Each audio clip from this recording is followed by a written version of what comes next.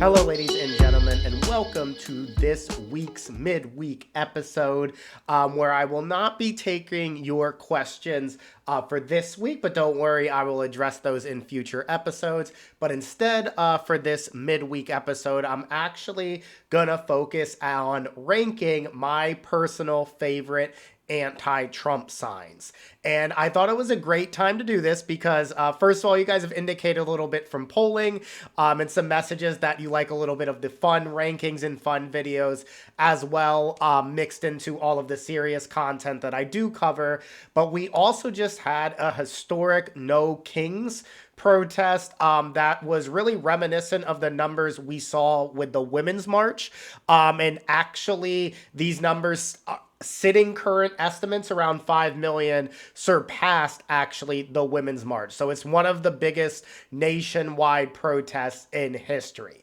Now, most of the signs that I will be ranking here are from the No Kings protest, but there may be some in general as well from just other anti-Trump protests. And in terms of my ranking criteria, guys, by the way, this is my list. You guys can feel free, and I encourage you to disagree or agree below in the comments. But I am looking basically for what I felt to be creative, so things I had not seen before, and with that, just originality. So those are the main things I was going for, and making sure they were kind of on point, on brand, or maybe just funny in general. And like I said, let me know in the comments how you feel about this list, and make sure to do all those wonderful YouTube things. So like, share, subscribe, and all that fun stuff, as it does help the show grow. So before we get to number 10, let's do some honorable mentions, starting with these 5 right here. I kind of grouped these 5 together because for me, they all speak to kind of like just the general sense of where the country is at. Not super creative necessarily, but just kind of really has a good thumb on the pulse of the nation, let's say. So those ones on the left there, the radicalized by basic decency, and when cruelty becomes normal, compassion looks radical. Those speak a lot to me, particularly as a leftist in the United States, where it seems like, you know, lefty radicals, we really just want compassion for all, health care for all, higher wages for all, you know, caring about everyone, a more humane immigration policy, things like that. The bottom one in the middle, hey Trump, nobody paid us to be here. We all hate you for free. It is a right-wing talking point that everyone's like a paid protester, or that there's organizations putting these together. Well, first of all, guys, there obviously needs to be some degree of an organization or organizing in order for protests to take place. But if this fever wasn't there, if people were not interested in the thing you wanted to protest, you would not get 5 million people to protest it. And obviously, not everyone is taking money to do any of this, right? It's just people are upset by what they're seeing. And then last shout out here goes to the, you know, elderly guy on the right-hand side. The fact he's 102 and still out here fighting is a beautiful thing. Now, last 5 honorable mentions. I found these to be very creative, but they didn't quite, you know, hit the top 10 for me. So the defunding fascism, you have that linking to the Trump administration trying to defund things like PBS and other public broadcasting like NPR and things like that. And then you got the combo with the you're in a cult. My comment on that is, if you have an inability to criticize your leader for anything, you're probably in a cult. And then these other ones here, you guys can read them for yourself. I think this really creative. The one in the middle there, a shout out to Pete Hegseth. Although it wasn't confirmed he was drunk necessarily when he texted the war plans, he does have a history of alcoholism that is pretty well documented, with his time at least at Fox News there. All right, so with that said, and with these 10 honorable mentions out of the way, let's jump ahead to number 10. And for number 10 here, guys, we have "You Made an Asian Stand in the Sun." So I'm going to kick off here with a piece of self-deprecating humor. I am personally one who absolutely loves this kind of humor because it shows you can't, you don't take yourself too seriously, and that all of us have flaws that we can pick and make fun of, and acknowledge and actually laugh at them. So shout out to this one.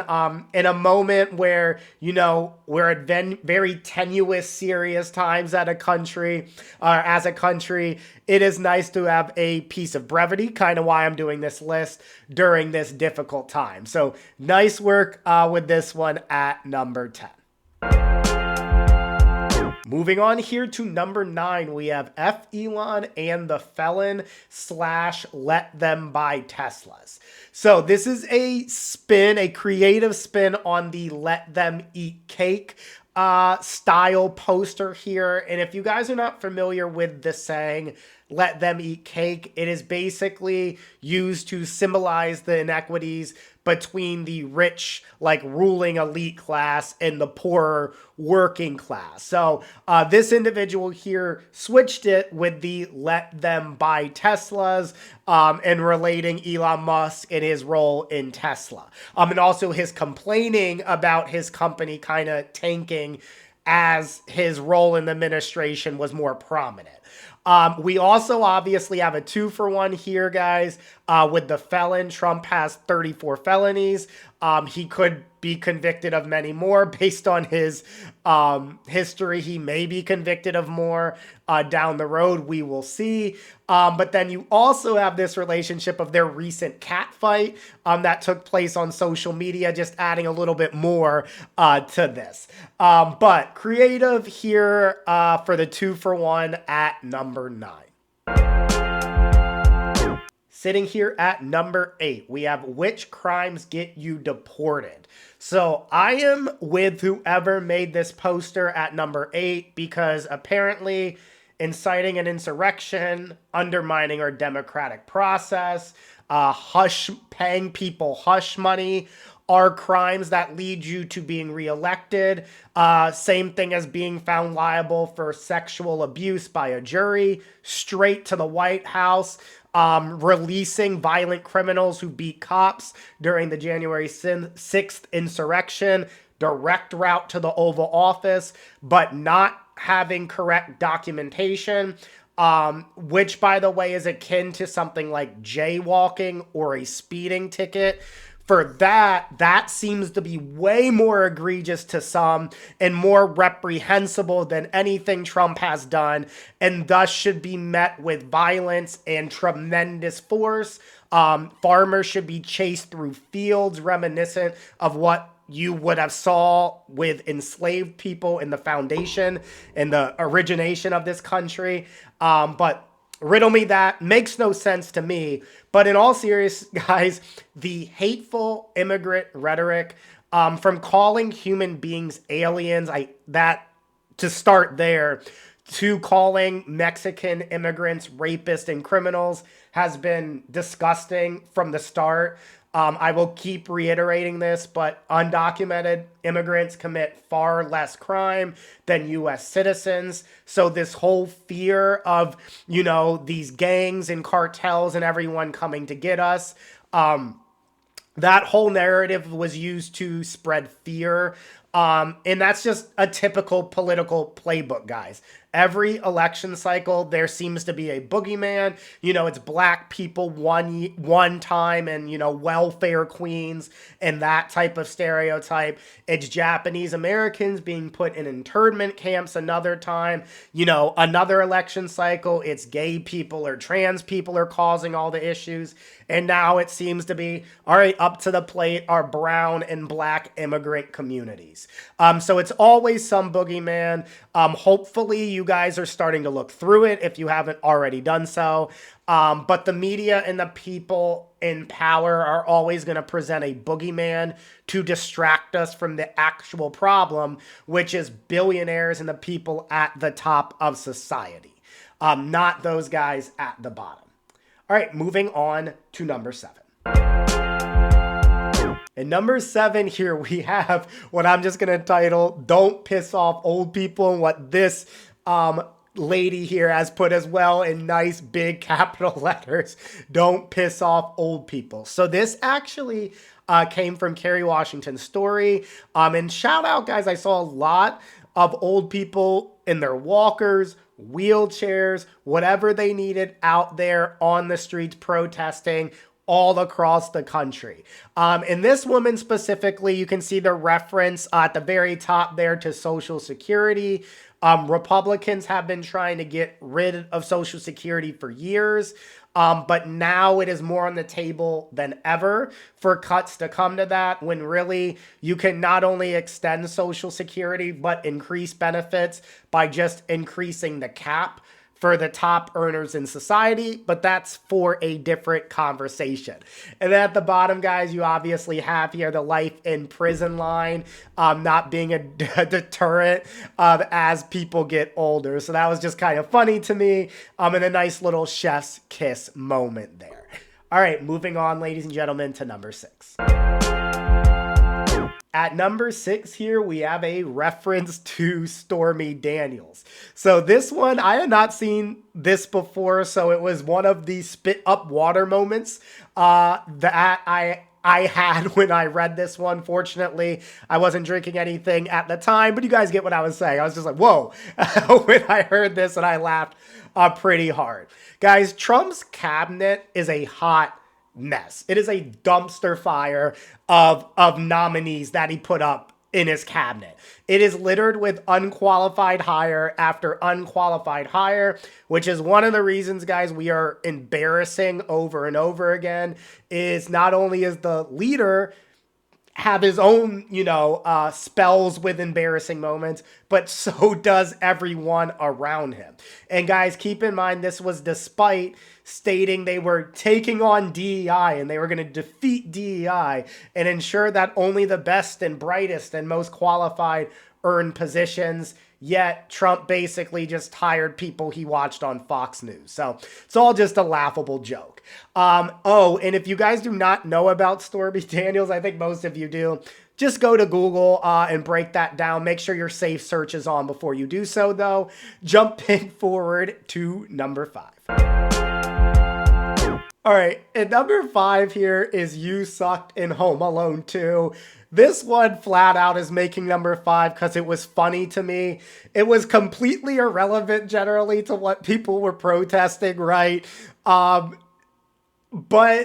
for me, something like this, knowing kind of and observing Donald Trump's ego, something like this for me feels like it would just cut him really deep. So although to like a normal person, this would just be laughed off, I think it would be really offended by a sign like this. And another funny part about this, ladies and gentlemen, is if you have not seen Home Alone 2, Trump only appears in it for like a few seconds. It's a very short like interaction. Trump is largely completely irrelevant in this movie. So it's funny that they referenced that and it said he sucked in a movie that he had such a limited, basically irrelevant cameo in. All right, guys, let's move forward to the top half of the list with number 4. Number 4 tickled my nerdy bone very directly here, brought joy to the geek and nerd inside me with the only king I recognize is Aragorn. Now, guys, technically, I want to clarify this. The real people we should be bowing down to are the hobbits. For those of you who want historical accuracy, if you've seen the movie, how that ends, Aragorn's actually bowing down to the hobbits. But nonetheless, this sign jumps in and hits the number 4 spot for the creativity alone. And like I said, how it touched my geek/nerd side so perfectly. And yes, guys, Lord of the Rings is easily the best movie trilogy in history. Not arguing about that. Easy. 1, 2, 3 fantastic movies back to back to back. All right, guys, moving forward to the top 3. Sitting in the bronze medal spot, we have Trump has a mugshot, my parents don't. So for number 3 here, we kind of a little creativity here, but more the fact this is dead on likely at the same time. So I want to reiterate, already said it earlier in this episode, immigrants bring far more good to this country than harm. They often, guys, do the jobs that none of us want to do for often egregiously low pay. And many of them risk their own lives to provide a better future for their families. That is the overwhelming story and the overwhelming truth of most undocumented immigrants, guys. And we know this to be true. It's just some of us have been propagandized by the right wing to no longer believe for some reason that that is the truth of our undocumented individuals in this country. They're just searching for a better life overwhelmingly, which I think is also partially why you're seeing Trump overturn some of his recent deportation policies. I think his real goal is because he's noticed like his hotel industries are hurting from his deportation policies, right? He's largely ego driven, but nonetheless, guys, that doesn't take away from the fact that immigrants provide so much value to this country. And if you are worried about crime, you simply need to look no further than the man sitting in the Oval Office right now with his 34 felony convictions, which I guarantee are far more felonies than 99% of the individuals that he is trying to deport right now. All right, guys, moving forward to number 2. All right, checking in at the number 2 spot, we have just what I'm going to label as free balls here. So we have the creativity here with the color and the ping pong balls here. So we got the 3-dimensional coming here, but we also have a much needed dig at our elected representatives, by the way, whether you're Republican, Democrat, or Independent, who have sat on their hands as authoritarianism and fascism have taken root in the U.S. So we have Republicans who have completely bowed down and cheered on some of this disgusting, rhetoric we're seeing. And like I said, the authoritarianism we're seeing, just following whatever Trump says, which basically makes their roles entirely pointless, right? You're there to represent your constituents. You're not just there to represent the man in the White House. Then we have the Democrats, on the other hand, who are completely unable to organize and strategize and combat the fascism we see taking place. And if I want to reiterate, like I said in previous episodes, if you have been elected to office, you are expected to fight tirelessly for your constituents. If you are not fit for the moment, you really should step aside. And we as voters should primary those who we feel like are not fighting for us the way we deserve. All right, so that is the number 2 spot, guys. Let's jump forward to the number 1 in my personal ranking. All right, and before, guys, I reveal number 1, if you've made it to this point in the video, first of all, thank you so much for supporting the channel. But please do make sure to like this, comment, share, all those things to help this continue to grow. In the number 1 spot here, ladies and gentlemen, we have, oh Lord, he treading. So this one literally made me laugh out loud when I saw this, made me actually go to Google and do some more in-depth research. But this is apparently a popular internet meme. But this is the first time I saw this was during the No Kings protest last weekend. Maybe I'm a little slow to the party for this, but it plays beautifully, guys, on the Don't Tread on Me moniker that is used to represent individual liberty and resistance in general to government overreach. So the part that made me laugh here is the, oh Lord, like, when I see that, that's how I read it kind of in my mind. And ultimately, I keep reading it that way out loud. But then we have the overweight cat as well. Instead of the normal like a snake or serpent that is on the flag. And it was just, I don't know. I think for a moment in time where we are quickly moving into authoritarian rule, I rank this as number 1 due to its humor, the creativity, and nail on the head accuracy. Now, thank you guys for watching here. Please let me know in the comments as well. Do you think I got the rankings correct? Do you disagree with some of my rankings? Or are there signs that should have cracked the top 10 that I missed? Now, coming tomorrow evening, guys, so Sunday evening, depending on when you are watching this, I'm going to be dropping an episode where I actually interviewed 2 expats who currently live in Central America to see what life is like living outside the U.S., particularly during these really tenuous times. So I think that's going to be a really interesting listen.